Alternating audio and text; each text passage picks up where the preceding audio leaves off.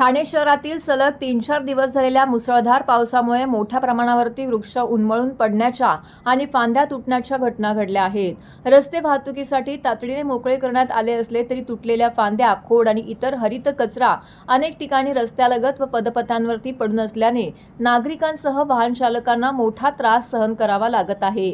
शहरातील नौपाडा, गोखले रोड, गडकरी रंगायतन चौक, केविला, वृंदावन सोसायटी, चरई इत्यादी व इतर परिसरातील हरित कचऱ्याचे ढीग पडल्याचे चित्र दिसून येत आहे। ठाणे महानगरपालिकेच्या कर्मचाऱ्यांकडून उन्मळून पडलेले वृक्ष हटवून रस्ते मोकळे करण्यात आले, मात्र त्याची तातडीने विल्हेवाट न लावल्याने पदपथ व रस्ते अडले असून नागरिकांना रस्त्यावरून चालण्याची वेळ आली आहे।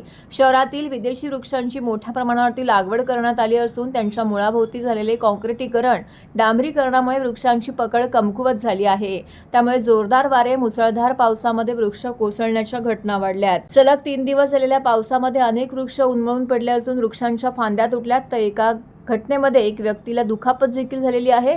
रस्त्यालगत पडलेल्या फांद्यांमुळे वाहतुकीवरती परिणाम होत असून गर्दीच्या वेळी कोंडीची समस्या निर्माण होत आहे। ठाणे शहरातील अंतर्गत रस्त्यांवरती पडलेल्या हरित कचऱ्याची तातडीने विल्हेवाट लावावी अशी मागणी जागृत नागरिकांकडून करण्यात येत आहे।